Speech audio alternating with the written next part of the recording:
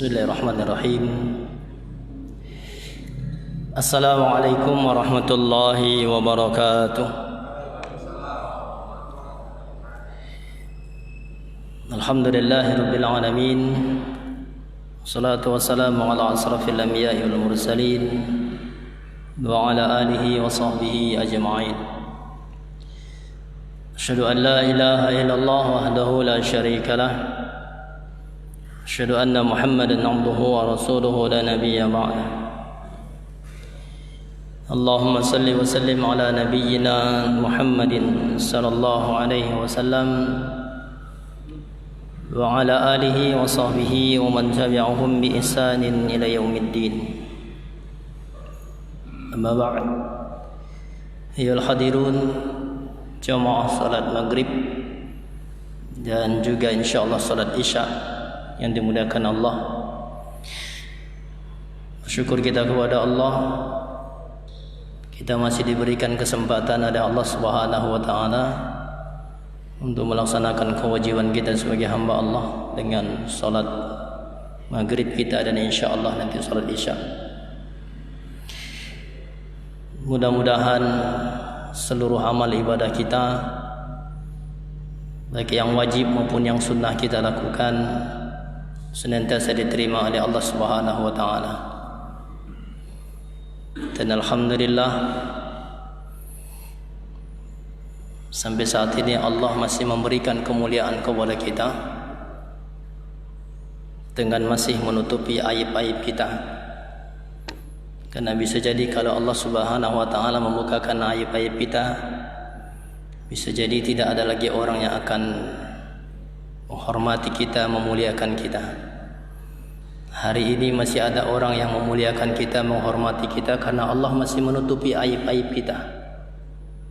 Oleh karena itu kita terus menjaga aib-aib saudara kita agar Allah juga menutup aib-aib kita insyaallah. Hadirin jemaah yang dimuliakan oleh Allah, alhamdulillah malam hari ini atau ini malam yang ketiga dari aktivitas ta'lim kita di masjid ini sudah kita mulai semenjak kita tawakuf dari bulan Maret. Jadi sampai ada 3 bulan, bahkan Ramadan juga tidak ada kultum dan sebagainya. Dan alhamdulillah sekarang kita bisa hadir kembali dalam ta'lim ini, walaupun dalam kondisi aturan-aturan yang sudah ditetapkan, tapi kita bersyukur kepada Allah Subhanahu wa taala dengan masih diberikannya kesempatan kita untuk memasuki rumahnya. Saya sering mengatakan tempat ini adalah tempat yang paling nyaman bagi kita orang-orang beriman. Masjid itu adalah tempat yang paling damai bagi orang-orang beriman. Sebenarnya kalau ditanya kau dalam hati kita tuh sebenarnya lebih senang di masjid daripada di rumah. Betul tidak Pak? Padahal kalau di rumah anaknya rewel semua. Dengan di masjid saya dah. Ya, masjid itu tempat yang paling damai bagi orang-orang beriman. Itulah sebabnya bagi orang-orang beriman kalau di masjid itu seperti ikan dalam air. Ikan dalam air betah atau tidak? Betah. Tapi kalau orang-orang munafik di masjid itu seperti burung dalam sangkar. Ya, enggak nyaman dia, enggak tenang. Ya. Kepanasan, cacing kepanasan ya. Saya enggak tahu tuh cacing kepanasan seperti apa. Tapi yang penting dia tidak nyaman aja di masjid. Ya. Masya Allah. Oleh karena itu ini nikmat yang Allah berikan kepada kita, diberikan kembali kesempatan kepada kita untuk hadir dan memulai kembali ta'lim ini insyaallah. Walaupun dalam konsep yang berbeda. Ya. Selama ini saya kan duduknya lesehan. Sekarang udah di atas kursi pakai meja. Alhamdulillah kemajuan. Ya, kalau begini kan bisa kelihatan semua. Yang ngantuk-ngantuk saya bisa lihat. Yang pokoknya saya bisa lihat semua tuh. Kalau duduk kan nggak bisa lihat semua. Alhamdulillah. Ini keuntungan juga. Lebih nyaman. Ya, dengan konsep yang berbeda, pakai meja kursi, ada lampu-lampu, masya Allah. Dan sekarang ada live streamingnya juga. Ini luar biasa, kemajuan luar biasa ini. Saya ingin menyampaikan kepada kita sebelum kita masuk ke dalam pengajian ini, kenapa mesti ada live streaming seperti ini? Ya, dimasukkan dalam Facebook, secara langsung orang bisa menyampaikan atau menyaksikan. Ada 3 hal yang ingin kita kita peroleh melalui ini. Yang pertama adalah ini adalah bagian dari syiar Islam kita di Masjid At-Taqwa ini untuk keluar sana. Jadi tidak ada tujuan kita untuk mencari viral, terkenal, enggak. Ya, jadi bagian syiar. Kenapa? Karena hari ini Bapak, bahkan sudah mulai nih, waktu ada corona ini sudah dimulai. Apa itu? Bahwa dakwah itu sekarang itu kayak kemarin itu lebih efektif tuh dengan begini. Ya, karena nggak bisa ketemu, akhirnya pakai live streaming seperti ini dengan berbagai macam fasilitas di HP itu. Pada Ramadan kemarin, masya Allah, bisa lewat Instagram live, orangnya di mana-mana bisa menyaksikan, ustadznya di rumah melalui Instagram, melalui Facebook, melalui Zoom, ya Google, banyak hal. Dan itu kemajuan, dan itulah salah satu dari hikmah corona ini, sehingga ustadz-ustadz yang tadinya nggak ngerti itu ngerti sekarang. Bagian dari dakwah syiar Islam. Ya, sebenarnya At-Taqwa ini sudah ketinggalan kalau dalam beginian. Masjid-masjid lain itu sudah banyak yang memakai live streaming ini. Sebelum corona ada, sudah ada yang memakai, sudah banyak. Sekarang alhamdulillah kita sudah pakai syiar kita. Yang kedua, tujuannya agar yang tidak hadir malam ini dia bisa melihat. Nanti kalau di-share kayak pengurus, kan ini pengurus tidak semuanya hadir ini. Betul tidak, Pak? Nah, ketua DKM aja belum datang nih. Ya kan? Karena beliau kerja. Ya kan? Nah, yang kayak begini ini, nah beliau bisa menyaksikan melalui siaran ulang. Sehingga bisa beliau untuk melihat apa sih yang disampaikan, apa aja yang disampaikan. Nah, itu bagian dari itu. Untuk menginformasikan. Ya. Baik. Ke depan Bapak Ibu, jamaah sekalian, termasuk sekolah ke depan ini, itu berapa tahun ke depan ini menurut para ahli IT nanti itu gedung-gedung sekolah udah nggak dipakai. Perguruan-perguruan tinggi gedungnya udah nggak dipakai. Belajarnya melalui apa? Virtual. Ke depan, nggak tahu berapa tahun lagi yang akan datang. Tapi kemarin itu ketika corona sudah ada, itu sudah dipraktekkan oleh sekolah-sekolah. Termasuk Husnayain sudah mempraktekkan itu. Saya sudah praktekkan itu, belajar melalui virtual. Mereka di rumah masing-masing belajar dan gurunya menyampaikan ada yang melalui Zoom. Cuman orang tuanya mengeluh, kuotanya cepat habis. Nah, itu keluhannya. Ya. Tapi itu sudah dimulai. Ya. Jadi semakin teknologi ini depan semakin luar biasa. Bahkan nanti, tapi jangan sampai nanti sholatnya di masjid, imamnya doang, makmum di rumah semua pakai Zoom. Itu bahaya kalau begitu, itu sudah menyimpang. Nggak bisa kalau begitu. Ya, jangan sampai imamnya di sini, jamaah di rumah semua pakai Zoom, semuanya live ke rumah, ngikutin imam. Wah, ini bahaya ini. Itu kelewatan kalau begitu. Tapi saya pernah ditanya, Pak. Pernah ditanya seperti itu. Kayak di Masjidil Haram. Boleh tidak kita ngikut imam di Masjidil Haram, dia salatnya di hotel? Bisa nggak dengar di hotel? Bisa tidak, Pak, dengar imam Masjidil Haram? Bisa, melalui apa? TV. Kan langsung mubasyarah, ya kan? Siaran salat di Masjidil Haram itu ada siaran langsungnya di TV. Di hotel kita bisa lihat bagaimana kondisi imam, baca apa imam, itu bisa kita lihat. Itu pernah ditanya saya, sah nggak sholat kita, Ustaz? berjamaah, tapi kita di hotel melalui TV langsung live. Ya, itu kecanggihan begitu. Tapi itu tidak bisa, karena tempatnya berbeda.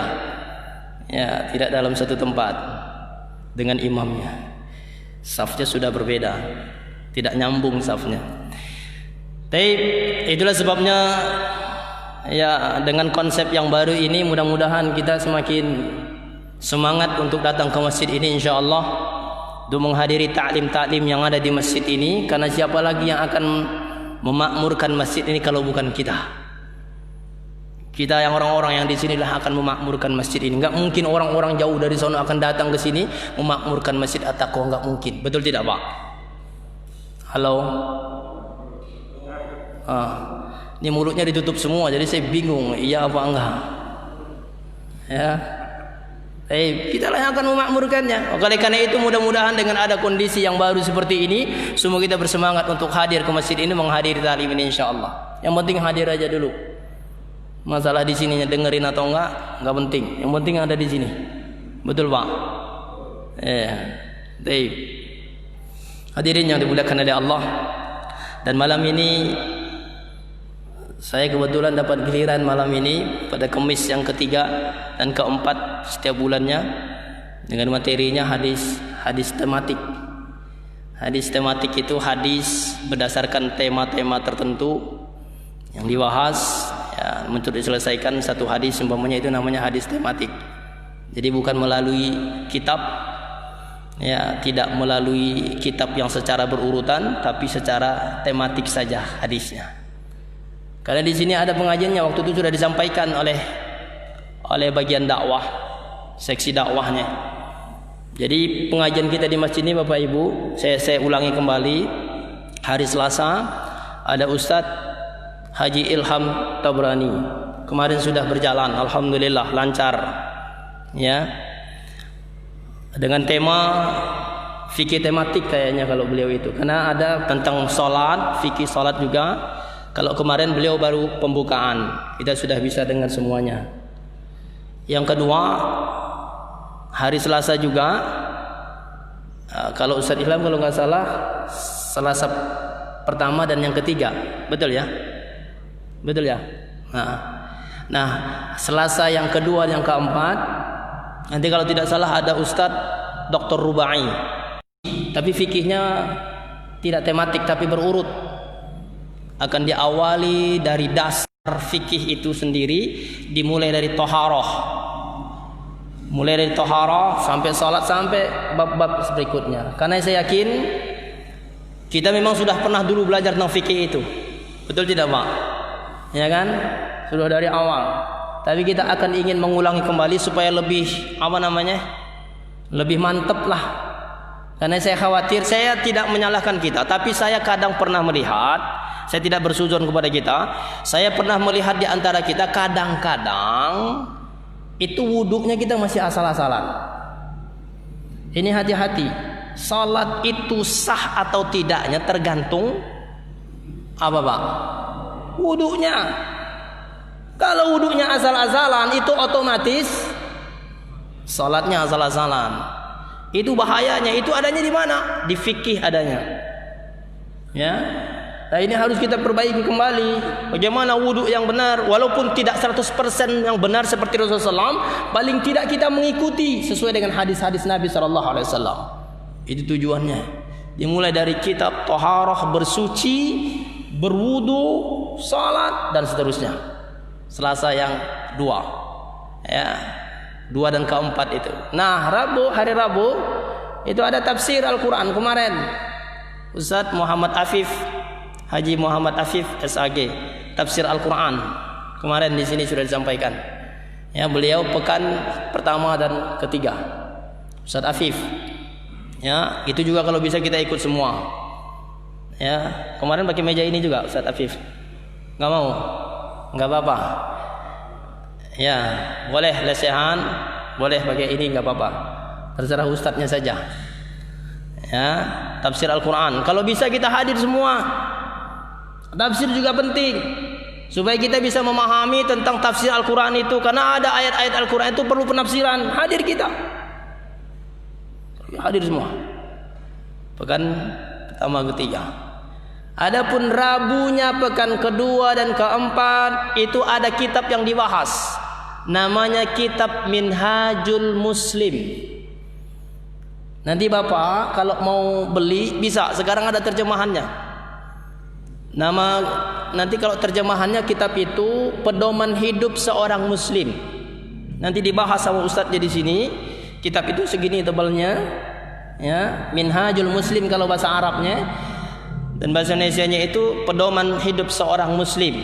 Nanti akan dibahas oleh Ustadz Haji Abdul Muyassir LCMA. Beliau pekan kedua dan keempat, ya, hari Rabu. Hari Kamis pekan pertama kedua ada Ustadz siapa? Haji Komarudin Basumi MA MPDI. Beliau akan sampaikan tentang apa? Tentang sirah Nabawiyah. Ini penting. Tentang sejarah kehidupan Rasulullah SAW dan kehidupan para sahabat. Ini penting. Bapak tahu nggak? Perang salib. Perang salib, tahu perang salib? Perang salib. Pernah dengar nggak Pak? Sekarang ada seorang kiai kita di negeri ini mengatakan fikih sekarang itu produknya perang salib yang ada di pesantren-pesantren itu. Ini sekarang lagi dibantah oleh kiai-kiai yang lain tentang ucapannya dia. Ucapannya nggak benar. Ya, lagi dibantah sekarang ucapan itu. Ya. Nah itu perang salib itu Pak, itu membangkitkan semangat jihad kaum muslimin ketika itu. Itu yang diajarkan oleh Salahuddin Al-Ayyubi adalah tentang sirah nabawiyah, membangkitkan tentang kehidupan Rasulullah SAW, dibangkitkan oleh beliau, maka bangkit kembali semangat kaum muslimin untuk berjihad ketika itu dalam perang salib. Itu Salahuddin Al-Ayyubi. Pentingnya sirah nabawiyah. Ya. Nah itu Ustadz Komarudin Basumi pekan pertama dan kedua Kamis ini. Nah pekan ketiga dan keempat saya tentang hadis tematik yang akan saya sampaikan. Kemudian hari Jumat pekan pertama dan ketiga ada Ustadz Haji Muhammad Lutfi. Muhammad Lutfi apa Zam? Lutfi Mulyadi, Abu Muhammadain, bapak dua orang Muhammad, nama anak laki-laki duanya Muhammad semua. Jadi Ustadz Lutfi LCMA, beliau akan menyampaikan lanjutan dari yang selama ini beliau sampaikan tentang kitab Riyadus Shalihin, kitab hadis Riyadus Shalihin. Ini juga penting, ya. Riyadus Shalihin itu artinya taman-taman orang-orang soleh. Jadi kitab itu tuh luar biasa juga. Nanti ada pekan pertama ketiga hari Jumat Ustadz Lutfi. Pekan kedua dan keempat hari Jumat itu ada Ustadz Haji Ahmad Asrori LCMA MPDI Al-Hafiz. Beliau akan menyampaikan tentang ilmu faraid. Ilmu faraid, tahu Pak? Ilmu faraid, ilmu waris. Walaupun ini hanya mungkin bagi kita sebagai wawasan aja. Ya, kalau ilmu faraid itu kan agak jelimet. Nah itu tidak semua orang bisa menguasai itu. Karena ada hitungan-hitungannya. Nah itu perlu. Itu belajarnya aja 2 tahun itu ilmu faraid itu. Kalau bisa menguasai, karena berhubungan dengan hukum dan pembagian harta warisan. Itu penting, ya. Nanti disampaikan oleh Ustadz Ahmad Asrari LCMA Al-Hafiz. Nanti di sini. Kemudian ada hari Sabtu Al-Quran, tahsin Al-Quran. Ini juga saya berharap kita semua bisa ikut tahsin Al-Quran oleh Ustadz Haji Abdul Syukur, ya, SAG kalau tidak salah, betul ya, Ustadz Abdul Syukur SPDI. Nanti beliau yang akan membimbing tahsin Al-Quran kita setiap malam Ahad, Sabtu malam Ahad pada maghrib. Betul, pada maghrib ya. Pada maghrib sampai isya. Kalau perlu nanti juga dengan tahfiz Al-Qurannya, tahsin dan tahfiz Al-Qurannya. Nah, kemudian ada hari Ahad.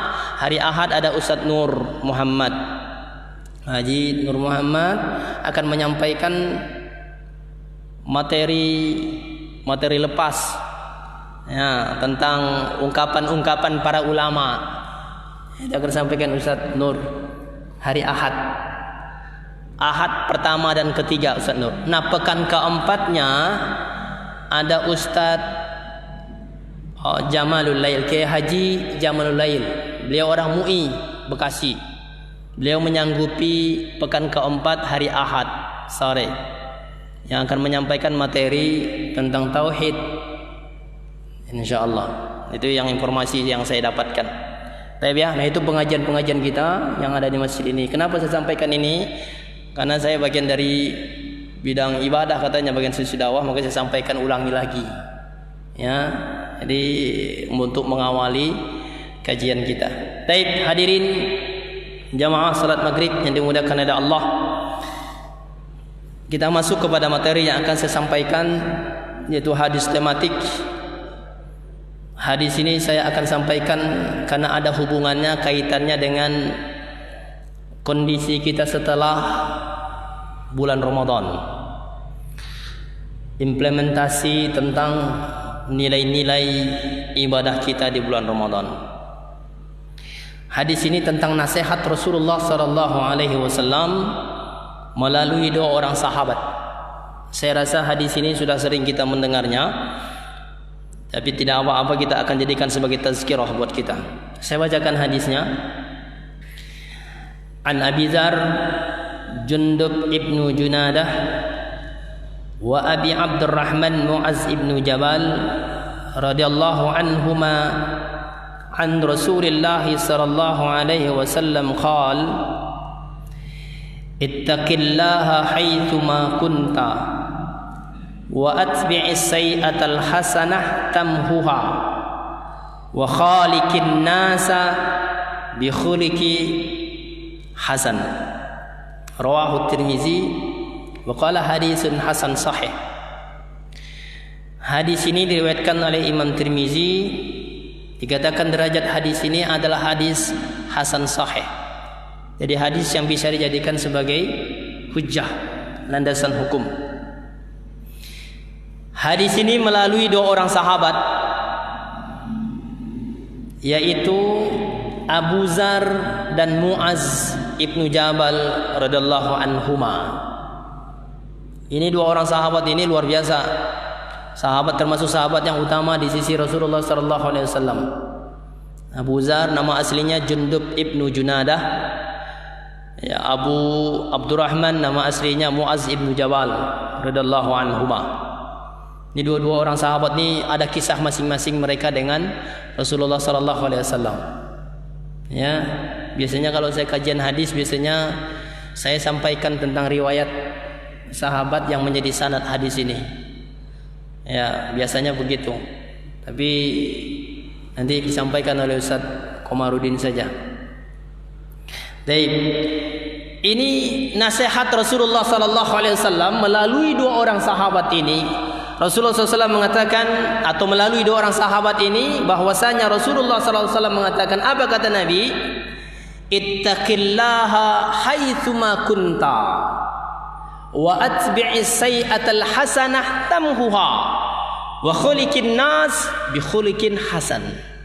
Ada tiga nasihat Nabi dalam hadis ini.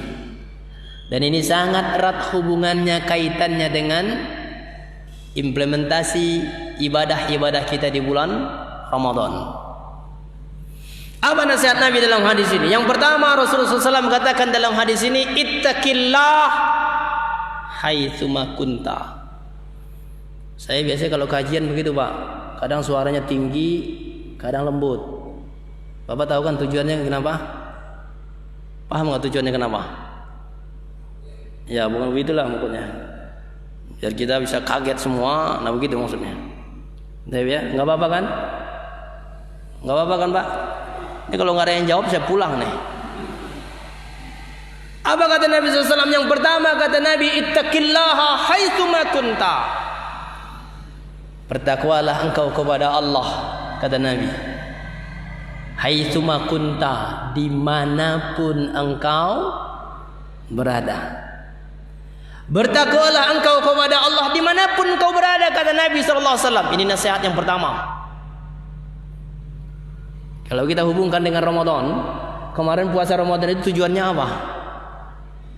Ya ayyuhalladzina amanu kutiba alaikumus siyam kama kutiba alal ladzina min qablikum la'allakum tattaqun. Apa tujuannya? Takwa. Nabi perintahkan dalam hadis ini, dimanapun kamu berada, kata Nabi, selalulah engkau bertakwa kepada Allah. Berarti ada hal yang harus kita pahami dalam hadis ini. Apa yang pertama kita pahami tentang takwa? Apa sih maknanya ittaqillah? Di dalam hadis ini banyak diartikan ittaqillah dengan takut. Jadi arti takwa secara bahasa itu banyak diterjemahkan para ulama dengan artinya takut. Kalau di sini diartikan ittaqillah, maka artinya takutlah engkau kepada Allah. Takut kepada Allah, kata Nabi. Kita ini harus punya rasa takut kepada Allah. Tapi takut kepada Allah itu bukan hanya di mulut. Itulah sebabnya dalam hadis yang lain Nabi mengatakan at-taqwa hahuna, kata Nabi. Takwa itu di mana, kata Nabi? Di sini. Apa itu di sini maksudnya? Di hati. Takwa itu di hatimu, kata Nabi, bukan hanya di mulut. Kalau cuma takut di mulut itu omongan doang. Yang paling penting itu takwa di sini. Takut itu di sini, kata Nabi SAW. Jadi arti takut itu, arti takwa itu secara bahasa takut. Takut kepada Allah. Takut kepada Allah itu beda dengan takut kepada makhluk. Apa bedanya, Pak? Takut kepada Allah dengan pada makhluk, apa bedanya? Kalau takut kepada Allah, semakin takut kita kepada Allah, maka kita harus semakin dekat kepada Allah. Tapi kalau takut kepada makhluk, semakin takut kita kepada makhluk, maka kita harus semakin menjauh dari makhluk itu. Kemarin ada fenomenal kita. Ya, begitu ada musibah COVID-19. Virus ini makhluk Allah atau bukan? Makhluk Allah. Takut nggak kita? Takut nggak kita? Terlepas dari ini konspirasi atau apapun namanya, karena kalau kita bilang ini hoax, bohong, ternyata banyak yang mati. Betul tidak, Pak?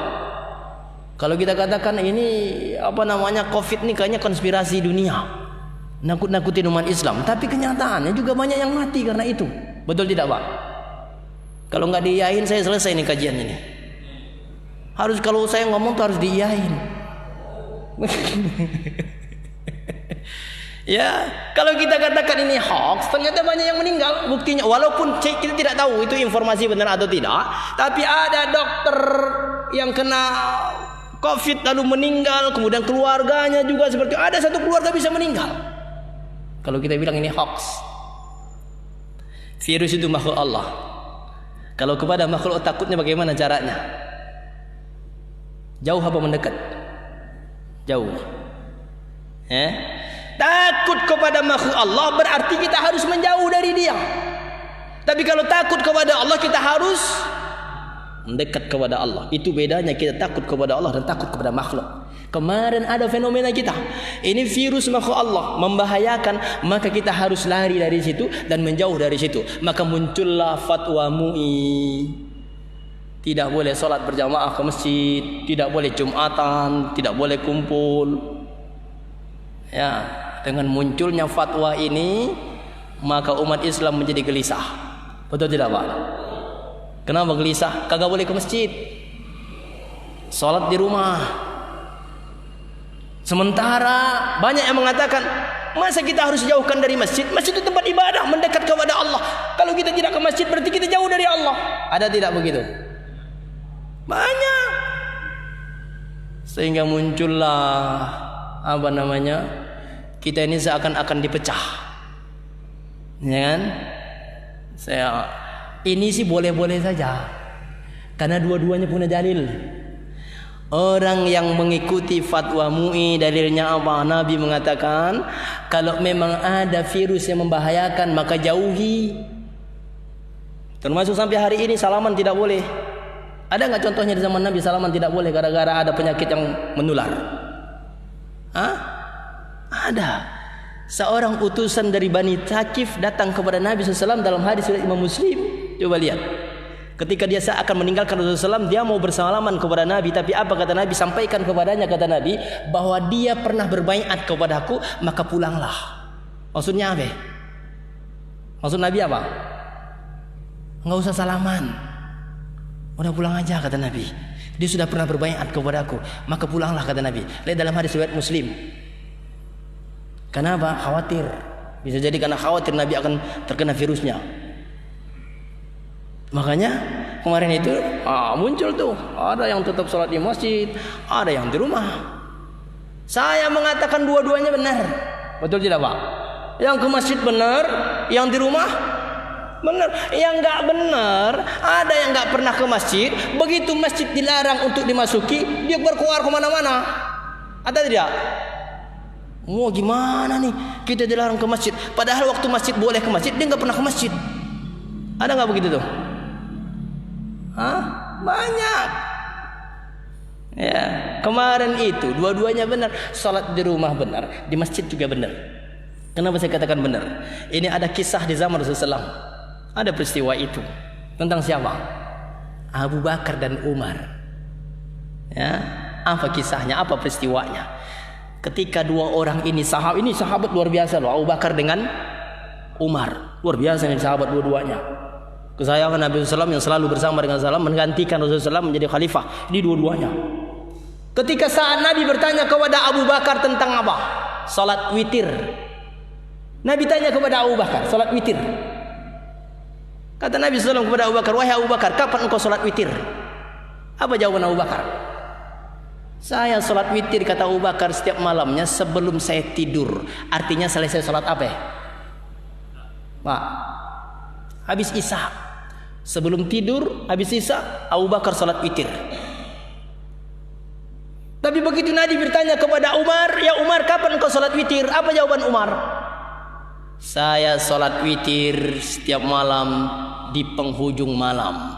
Artinya Umar tidur dulu, salat tahajud, baru witir. Kalau kita pilih yang mana? Dua-duanya nggak ada, Ustaz. Itu yang repot. Di awal enggak, di akhir enggak, ya kan? Tapi apakah Nabi kemudian mengatakan Abu Bakar ini begini, Umar begini? Tidak. Justru apa sanjungan Nabi ke Rasulullah SAW kepada Abu Bakar? Apa kata Nabi kepada Abu Bakar? Abu Bakar adalah orang yang sangat berhati-hati. Karena khawatir nanti dia meninggal, maka dia salat witir dulu. Lalu bagaimana dengan Umar? Umar orangnya pemberani. Kenapa? Dia sangat yakin dengan Allah, maka dia tidur dulu, baru nanti dia bangun salat tahajud dan salat witir. Dua-duanya benar atau enggak? Benar. Sama kemarin itu. Berarti yang kemarin lagi lockdown itu ke masjid, berarti orangnya pemberani semua, kayak Umar. Betul tidak, Pak? Kelihatan yang pemberani-pemberani di sini, kelihatan Pak Haji Sur pemberani semua, Pak Haji Kasmun pemberani. Salahkah? Enggak, benar. Dia yakin dengan Allah. Dia yakin bahwa Allah akan menjaga dia walaupun ada seperti ini. Ke masjid saya yakin Allah menjaga saya. Betul tidak, Pak? Ada kan keyakinan itu, tapi bukan karena sombong. Dia yakin Allah menjaga, maka dia ke masjid, enggak apa-apa. Sama dengan Umar. Tapi begitu ada yang sholat di rumah, dia khawatir, ikhtiarnya dia, saya di rumah saja. Kenapa? Saya khawatir karena nanti kalau saya ke sana berkerumun saya bisa kena, makanya saya di rumah. Salah atau tidak? Enggak. Kayak siapa yang sholat di rumah? Abu Bakar. Lebih hati-hati. Harusnya begitu. Jangan sampai kita menyampaikan sampai di viral di mana-mana, lalu kita mencela MUI. Apa-apa nih MUI? Majelis ulama melarang orang ke masjid sholat Jumat. Ini yang tidak boleh. Ini menjatuhkan ulama kita. Betul tidak Pak? Itu yang harus kita jaga. Jangan kita menjatuhkan ulama kita. Kalau memang kita tidak sepakat dengan itu, datanglah ke masjid. Berarti dia seperti Umar. Kalau memang sepakat dengan itu, sholatlah di rumah. Berarti dengan Abu Bakar. Begitu aja. Jangan sampai ada perpecahan ini yang tidak boleh terjadi di antara kita. Ya, kalau pengurus masjid pasti di rumah. Kenapa? Karena dia terkena aturan. Sama dengan saya kemarin juga, saya di rumah terus. Karena kalau saya ke masjid nggak enak saya. Keputusan dari pengurus katanya sholatnya tidak boleh di masjid, maka saya di rumah. Ya kan? Pengurus. Nanti kalau pengurus ke masjid, kayak orang ngomong, gimana sih pengurus yang bikin aturan masih dia ke masjid? Nah itu perlu dijaga juga. Betul tidak Pak? Ini kayaknya udah mulai semangat, mulai serius nih saya lihat nih. Nggak apa-apa, serius saja. Taib. Inilah rasa takut. Jadi takut kita kepada Allah dengan takut kita kepada makhluk itu beda. Maka takwa itu bisa diartikan secara bahasa takut kepada Allah. Kalau dulu zaman Nabi kan ketika ada virus atau mematikan itu, wabah mematikan apa dulu namanya? Taun kan? Taun itu mematikan. Apa yang diperintahkan oleh Amr bin As ketika jadi gubernur di Syam ketika itu terjangkit penyakit taun. 2 orang gubernur sebelum meninggal karena penyakit taun. Siapa? Ubaidah bin Jarrah dan kemudian Muaz bin Jabal. Itu dua-duanya meninggal karena taun. Syahid. Rasul mengatakan mereka adalah mati syahid. Ketika Amr bin As mengatakan kepada mereka masyarakat ketika itu, apa yang beliau perintahkan? Pergilah kalian menyingkir semuanya. Kemana larinya kata Amr bin As? Ke gunung-gunung, lari ke gunung-gunung. Ada 25.000 orang sampai 30.000 orang lari ke gunung-gunung untuk menyingkir dari virus itu supaya nggak kena. Karena lari dari situ seperti takutnya kepada singa, lari semakin jauh. Nggak ada pernah terjadi di zaman Nabi SAW. Ya, nah itu menjauh. Ya, baik. Cuma semua dimudahkan oleh Allah. Nah oleh karena itu, takwa itu adalah diartikan secara bahasa takut kepada Allah. Takut bisa waspada. Ya, secara bahasa. Kapan takutnya kepada Allah? Haitsuma kunta, dimanapun kamu berada, harusnya ada rasa takutmu kepada Allah. Jadi bukan hanya di saat ramai saja kamu takut kepada Allah, saat sendirian nggak takut. Hari ini banyak orang yang takut di mulutnya, tapi hatinya tidak. Betul tidak Pak? Kalau di mulutnya sih takut. Kalau ditanya sama dia, takut nggak neraka Allah? Takut nggak siksaan Allah? Dia jawab apa? Takut dia. Tapi sholatnya kadang-kadang.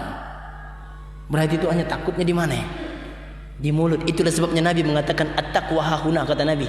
Yusiru ila sadrihi. Takwa itu di sini kata Nabi. Di dalam hatimu, di dadamu, bukan di mulutmu. Bukan hanya ucapanmu yang takut kepada Allah, tapi hatimu tidak takut kepada Allah. Hari ini banyak orang takut di mulut, tapi hatinya nggak takut. Hari ini saya ingin sampaikan sedikit informasi kepada kita. Sebenarnya hari ini yang paling berbahaya itu bukan virus corona. Tapi apa Pak? Ancaman hari ini yang paling berbahaya. Makanya para ulama sepakat mengatakan a'zamul masaib al-musibatu ala dinik. Musibah yang paling besar menimpa kalian itu bukan musibah yang menimpa dirimu. Bukan. Kalau virus ini akan menimpa kalian, paling banter orang yang kena apa? Kalau nggak kuat meninggal. Tapi apa musibah yang paling besar itu adalah ketika musibah itu menimpa agamamu. Itulah yang paling bahaya kata ulama.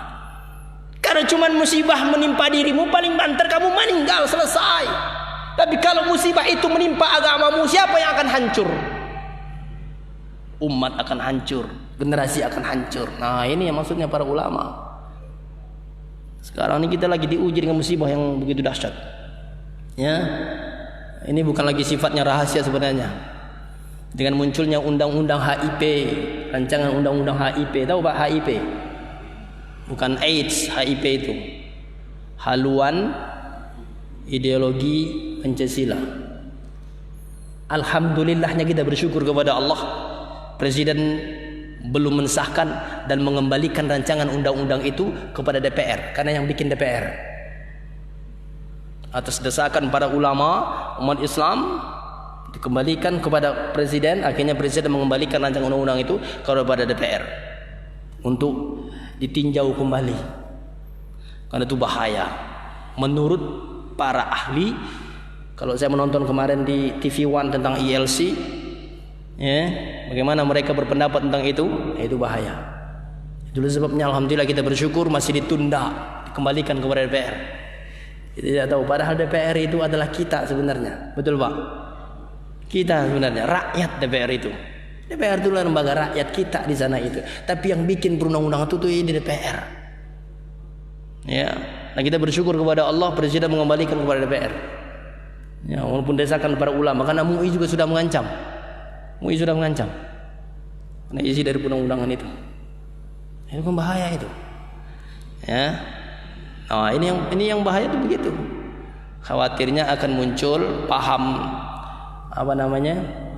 kaum komunis itu. Khawatirnya itu kan musuh negara, bukan musuh Islam saja, musuh negara. Ya, saya nyampaikan ini sedikit saja buat kita sebagai informasi aja. Nah, oleh karena itulah nanti yang harus kita perkuat itu ketakwaan kita kepada Allah. Inilah yang akan mengkonter adanya ideologi-ideologi yang akan merusak dalam pemikiran kita melalui takwa itu kepada Allah. Nah, ya, saya nggak berani ngomong macam-macam dengan live streaming salahnya. Nanti saya bisa dijemput di sini. Kalau bapak semua kan diam aja kalau saya dibawa, betul Pak? Paling bapak punya ngomong doang. Ya Allah, mudah-mudahan Ustaz dijaga, begitu doang. Yang dibawa saya. Betul tidak Pak? Nah, tuh saya tanya aja begitu diam semua, nggak ada yang dukung saya. Nah. Tapi hadirin yang mulia oleh Allah, ini makna takwa. Jadi sebelum kita masuk ke dalam hadis ini, makna takwa dulu. Takwa itu maknanya secara bahasa adalah rasa takut. Kalau secara istilah takwa itu banyak para ulama mendefinisikan tentang takwa, hampir seluruhnya. Baik di zaman sahabat, di zaman tabi'in, tabi'in, para ulama, itu masing-masing mereka mendefinisikan tentang takwa. Apa itu takwa? Di zaman sahabat umpamanya definisi tentang takwa, ketika Umar bin Khattab radhiyallahu seorang Amirul Mukminin ketika itu bertanya kepada seorang sahabat yang bernama Ubay bin Ka'ab. Dia bertanya, "Sa'ala Amirul Mukminin." Amirul Mukminin ketika itu bertanya kepada siapa? Ubay ibnu Ka'ab, kepada Ubay bin Ka'ab sahabatnya. Tentang apa? Anit takwa, tentang takwa. Umar nanya kepada Ubay tentang takwa. Apa jawaban Ubay ketika itu, ketika Umar bertanya kepadanya apa itu takwa? Ketika itu Ubay bin Ka'ab menjawab, dia tanya, "Imma salakta tariqan za syauq." Ketika Umar bertanya kepada Ubay bin Ka'ab tentang takwa, lalu Ubay bin Ka'ab tanya lagi kepada Umar, "Ya Amirul Mukminin," kata Ubay, "apakah engkau pernah berjalan di jalan yang penuh dengan duri? Za syauq. Pernahkah engkau berjalan di jalan yang banyak duri, banyak ranjau?" Kata Ubay bin Ka'ab kepada Umar. Apa jawabannya? Faqala bala. Pernah. Iya, kata Umar. Lalu dia tanyakan kepada Umar, "Apa yang kau lakukan pada saat itu? Masana'ta? Apa yang kau lakukan saat berjalan di jalan yang penuh dengan duri, penuh ranjau itu? Bagaimana jalanmu saat itu?" Ditanya Ubay bin Ka'ab kepada Umar. Apa jawaban Umar ketika itu? "Aku berjalan penuh dengan hati-hati." Kira-kira kita kalau jalan banyak ranjaunya, banyak durinya, hati-hati tidak Pak? Hati-hati. Jangan sampai kena keinjak tu duri atau ranjau. Apa kata Ubay bin Ka'ab? "Fadzalikat taqwa." Maka itulah yang disebut dengan takwa. Berarti menurut Ubay bin Ka'ab dan Umar bin Khattab radhiyallahu anhuma, takwa itu adalah kehati-hatian. Hati-hati dalam apa? Semuanya. Hati-hati dalam berbuat, hati-hati dalam bicara. Ya, hati-hati. Kalau melakukan sesuatu hati-hati. Makanya kalau orang bertakwa itu, sebelum dia melakukan sesuatu, dia akan pikir panjang dulu. Sebelum dia akan mengatakan sesuatu, dia akan mikir dulu. Ini yang saya katakan ini benar atau tidak. Itulah orang bertakwa. bahwa takwa itu adalah kehati-hatian. Ya. Kalau ngomong dia hati-hati banget. Kalau berbuat dia hati-hati banget. Jangan sampai apa yang dilakukan namanya itu oleh dia itu ada orang yang tersakiti, ada orang yang tersinggung. Pakai hati-hati banget. Itu orang takwa namanya. Penuh dengan kehati-hatian. Itu bukan karena hanya ada orang atau tidak, kapan saja selalu berhati-hati. Keluar dari masjid hati-hati dia. Jangan sampai yang ke bawah sendal orang, hati-hati. Betul tidak, Pak? Karena ada juga yang kurang hati-hati, yang ke bawah sendal orang. Walaupun sendalnya juga ketinggalan, maksudnya salah pakai gitu maksudnya. Ada juga begitu. Saya 3 kali di sini ada yang salah bawa sendal. Tapi saya nggak tahu sendal dia yang mana. Saya pulang nggak pakai sendal. Tapi nggak apa-apa, saya biasa aja. Ya, nggak ada dendam saya. Besok awas, saya bawa sendal yang paling bagus. Nggak ada saya mah. Biarin aja. 3 kali saya pernah kehilangan sendal. Ada yang salah bawa sendal saya, nggak apa-apa. Orang yang bertakwa itu selalu hati-hati. Menurut Umar dan Ubay bin Ka'ab, hati-hatilah engkau dalam hal apa saja. Itulah takwa kepada Allah. Kalau menurut Ali bin Abi Thalib radhiyallahu anhu, apa itu takwa? Ali bin Abi Thalib mengatakan takwa itu, kata Ali, yang pertama adalah al-khauf minal jalil. Rasa takut kepada al-jalil. Jalil siapa? Allah. Al-khauf. Al-khauf minal jalil. Takut kepada Allah. Ini takwa ini, takut kepada Allah. Kemudian wal 'amalu bit tanzil. Takwa itu adalah mengamalkan dengan apa yang diturunkan oleh Allah. Apa yang diturunkan oleh Allah? Al-Quran, hadis. Itu orang bertakwa selalu amalannya Al-Quran dan hadis. Ya. Wal qana'atu bil qalil. Orang takwa itu, kata Ali, adalah orang yang selalu qanaah, menerima apa adanya, apa yang telah Allah takdirkan baginya. Itu orang takwa. Jadi enggak ngedumel. Ya, takwa itu orang yang qanaah, menerima takdir. Ya, apa adanya. Dia sudah ikhtiar luar biasa, ternyata tidak sesuai dengan apa yang dia inginkan. Nah, inilah takdir Allah. Qanaah orangnya, menerima. Kemudian yang keempat, al-isti'dadu li yaumir rahil. Orang yang takwa itu, kata Ali, orang yang selalu mempersiapkan dirinya li yaumil, jadi pada hari, untuk hari akhir. Orang yang selalu mempersiapkan dirinya untuk menghadapi hari akhir. Itulah menurut Ali secara istilah takwa. Ya. Banyak pendapat ulama, tapi kalau kita simpulkan takwa itu secara keseluruhan, maka para ulama menyimpulkan takwa itu adalah melakukan apa yang diperintahkan oleh Allah dan meninggalkan apa yang dilarang oleh Allah Subhanahu wa taala dengan mendekatkan diri kepada Allah Subhanahu wa taala. Itulah takwa. Jadi orang yang selalu berhati-hati, orang yang selalu waspada, selalu dekatkan dirinya kepada Allah, melakukannya apa yang diperintahkan oleh Allah, meninggalkan dilarangan oleh Allah Subhanahu wa taala, itulah takwa. Baik, ada yang mau bertanya? Fadhal. Sebelum selesai.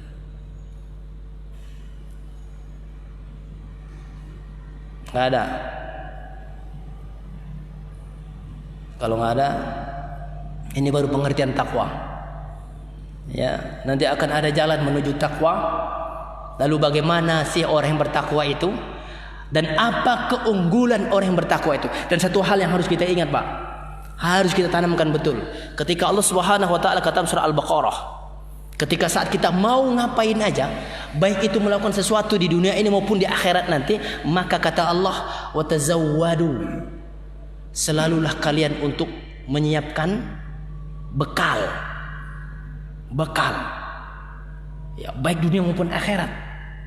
Dan wa khairu zadid taqwa. Dan sebaik-baik bekal, mau ngapain aja kalian, sebaik-baik bekal itu adalah takwa. Di dunia sama, mau pergi kita, mau rihlah kita, itu sebaik-baik bekal apa? Takwa dulu. Oh enggak Ustaz, uang yang paling penting. Enggak juga. Kalau takwa dikedepankan, nanti uang akan datang sendiri. Yakin atau tidak? Takwa. Makanya benar Allah mengatakan sebaik-baik perbekalan apapun itu, maka itulah takwa. Allah alam bisawab.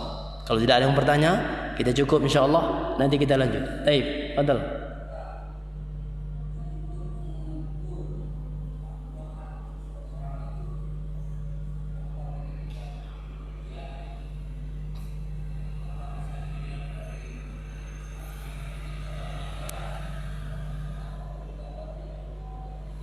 Baik, saya bisa menangkap.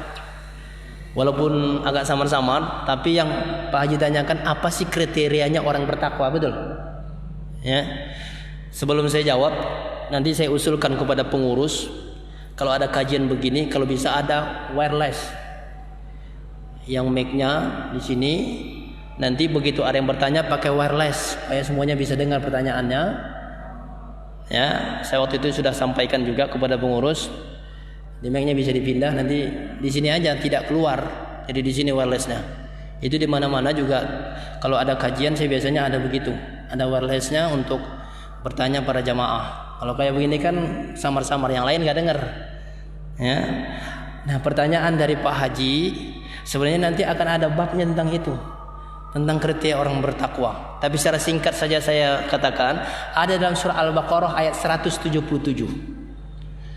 Secara detail di situ dijelaskan oleh Allah dalam surah Al-Baqarah ayat 177 tentang orang yang bertakwa, kriterianya. Selain itu masih ada kriteria yang lain sebagaimana ayat yang sering dibacakan oleh Ustaz Abdul Syakur. Ya, wasari'u ila maghfiratin min rabbikum, itu termasuk ciri-ciri orang bertakwa. Ya, alladzina yunfikuna fis sarra wad dharra wal kazimin al ghaiz wal 'afina 'anil nas, termasuk ciri orang yang bertakwa. Nanti kita akan bahas lagi insyaallah. Allah alam bisawab. Cukup ya? Baik. Kita sambung lagi insyaallah pekan depan. Mudah-mudahan Allah masih berikan kita kesempatan insyaallah bertemu lagi. Amin ya rabbal alamin. Ini saja. Subhanakallahumma bihamdika asyhadu an la ilaha illa anta astaghfiruka wa atubu ilaik. Assalamualaikum warahmatullahi wabarakatuh.